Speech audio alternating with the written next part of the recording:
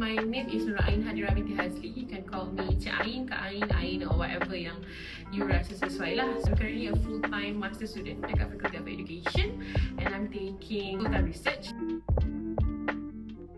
I'm basically studying about developing a counselling module for people who suffers from flood, post-flood.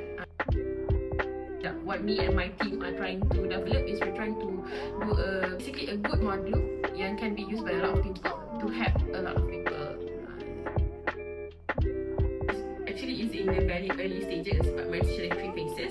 First one is the needs analysis, second is developing the module, and last but not least is actually validating the module. Should be, I'm supposed to test the modules on flood victims, but since I'm time constrained and etc, so it's just going to be a validated module. So sekarang ni in the needs analysis phase, so I'm basically collecting data for my research. So I'm doing interviews, I'm blasting out surveys, and I'm also finding people yang boleh help me for the next stage of my research, because my last stage tu I have to validate the module with experts.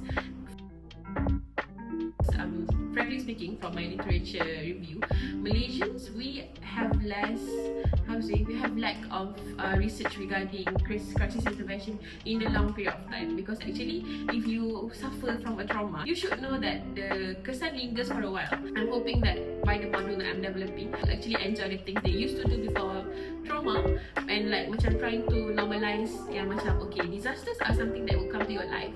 We just have to live with it. Kita tak boleh control benda yang uncontrollable. At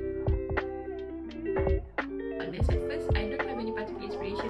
Firstly, it was very empty from the heart lah. Tapi as I do it little by little, I realized that there's a lot of people who needs help in this kind of thing. And if I'm doing this and actually finish this thing, I'm contributing a lot to the country and also to people and also to my field also. So I don't think it's a loss lah. It may be hard personally because it's not an easy thing to develop, but I think it's worthwhile. Okay, firstly, I'm hoping to actually publish the module as something that can be used for government agencies, because from what I gathered from my interviews, as a flood victim, you rarely have psychological aid. They won't ask how you are really feeling, and because personally, most of the traumas come not because your physical are fulfilled, tapi your heart is not okay. One of my targets is I'm actually trying to make the module published so that I can supply the module to government agencies and actually go and help the victims. Basically, my dream is to make the module accessible to people.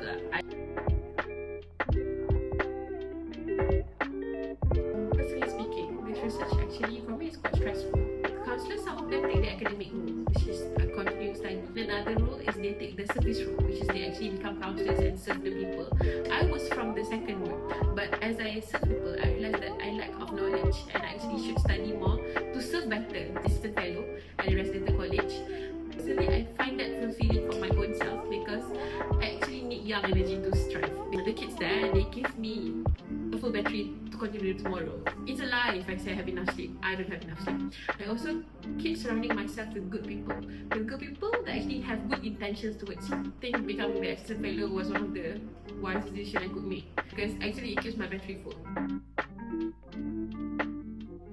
If I could give one advice, you should know yourself.